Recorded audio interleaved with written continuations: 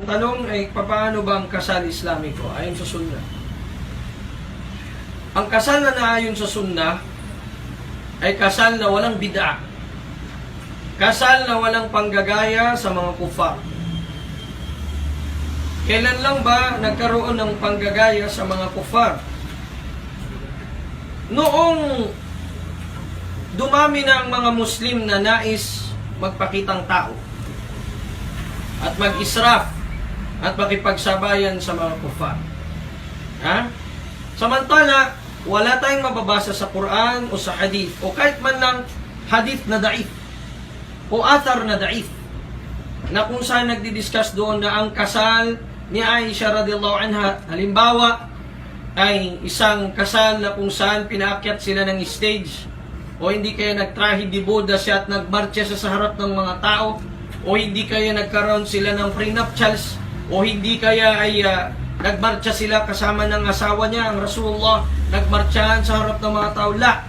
Bagko separate sa celebration ang kalalakihan at kababaihan.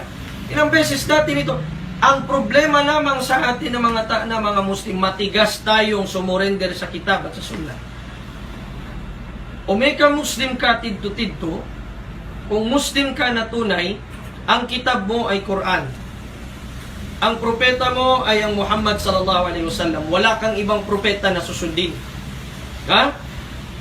Dahil kung ang sasabihin mo, ang dalil ustad ay dahil sa ang mga ninuno namin o yung mga dato at sultan sa amin na ibahin mo na ang shahada mo. Dahil sinabi ni Allah, ang shahada natin, number 1, sinabi ng propeta, Buniyal Islamu ala khamsin. Napaka-basic. Ang Islam ay naitatag sa 5. Una, an tashhada an la ilaha illallah wa anna Muhammadar Rasulullah. Simple. Ang sumaksi ka na walang ibang Diyos na marapat sambahin. La ma'buda bihaqqin illallah. Yun ang una. Pangalawa, wa anna Muhammadar Rasulullah.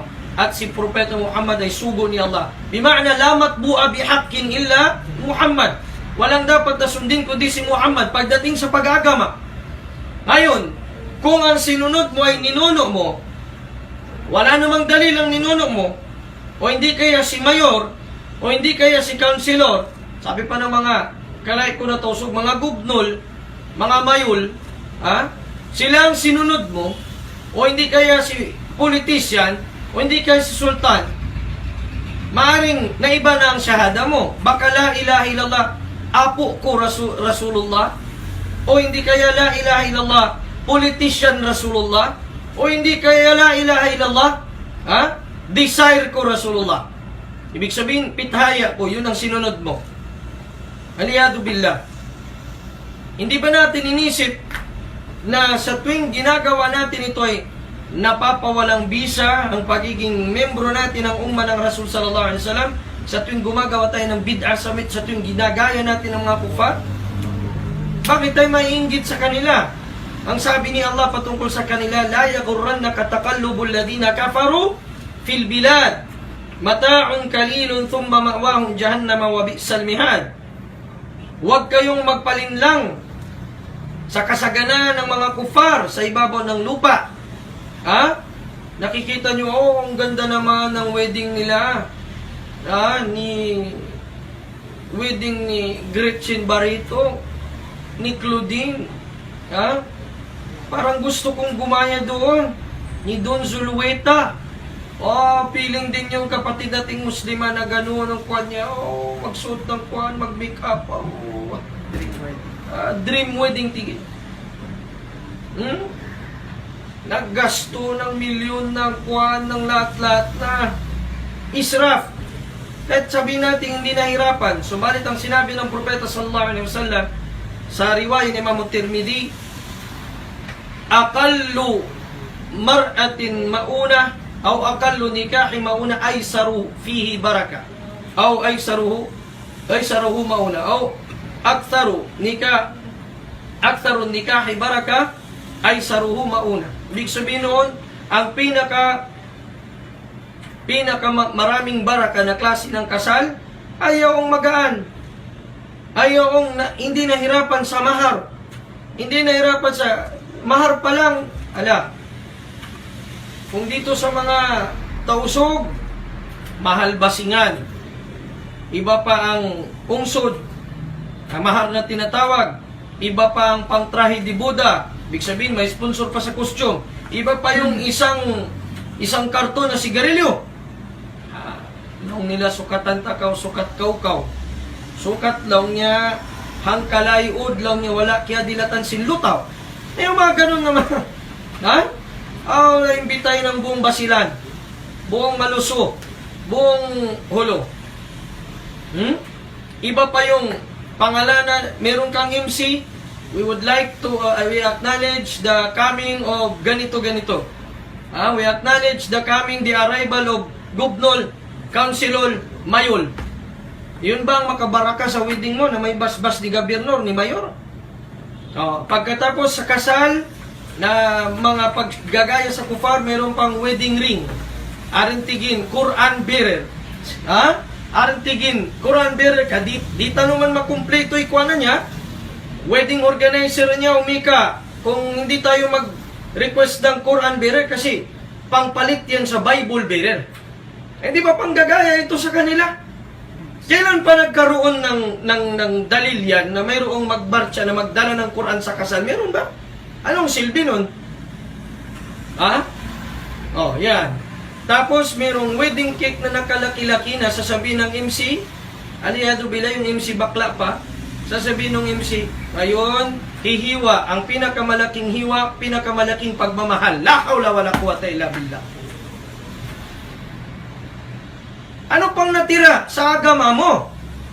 Kung lahat na iniubos mo na dito sa mga ganyang walang katuturan na mga takalid, panggagaya sa mga kufar.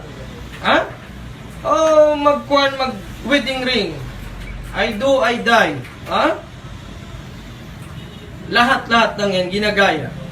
Sa mga malapit ng ikasal o mga ikakasal, iwasan nyo itong mga bagay na ito. Hindi ito magbibigay ng baraka. Ang sunna ang mayroong baraka.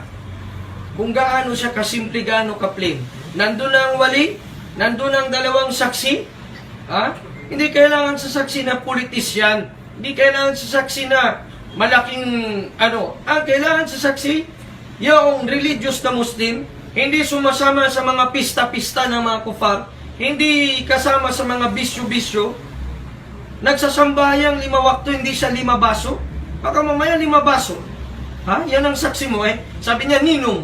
May mga tausog, Maguindanao, Maranao, Kagan, Iyakan, Mapun, mga Siamal, na kapatid natin, mga Muslim, race Muslims, sabi nila, may ninong-ninang. Saan tayo nakakuha ng ninong-ninang? Meron bang ninong-ninang sa Islam? Alam niyo ba saan kinuha yung ninong-ninang na yan? Sa tradisyon yan ng mga non-Muslim. Kaya meron silang ninong-ninang, kay panahon ng Pasko at panahon ng birthday, yan ang magbibigay sa kanila ng regalo. Kaya meron silang kanta sa Pasko, manu po ninong, manu po ninang. Naiyarisap kita magninong-ninang. La hawla wala quwwata illa billah. Matulirit itong mga ganitong mga bagay. Ganon. Ang sunna na kasal napakasimple. Kung halimbawa gusto nila na magpakain ng maraming tao sa reception, sa kainan, pinaka-the best na magpakain sila sa mga bukas na mga lugar, lalo na makadalo ang mga miskin. Sabi ng Propeta sallallahu alaihi wasallam, Sharrut ta'ami walimatun yud'a fiha al-abniya wala yud'a ilayha al-fuqara. Ang pinakamasama na klase ng pagpapakain ay ang walima na iniimbita dito ang mga mayayaman at iniiwan dito ang mga mahirap, ang mga fuqara, mga timawa. Yun ang sagot natin, kapatid. Na kung halimbawa magwalima siya, magpakain siya, pinakamanginam na doon sa mga mahihirap. Hindi tayo nagsasabi na batal ang kasal sa hotel o batal ang kasal sa convention center. Hindi tayo nagsasabing gano'n. Pero pinaka-the best, kung doon man ang kukunin natin ng pinaka-the best, yung kasal na makakapunta ang mga fukara at hindi lamang mga agniya ang maimbitahan. Ngayon, kapatid sa Islam, ang sabi natin, ang sunnah ang pinakasimple, pinakakuha na katuruan na dito sa panahon ngayon ng fitna, panahon na hindi natin maaninag kung alin ang sunnah sa bid'ah, ang tama sa mali, na ito na yung panahon na dapat tumindig ang mga nasa sunnah. Ha? Yan ang ahlus sunnah wal jamaah, mga kapatid. Yan ang mga guraba, ang mga stranger na tinatawag. Pagkat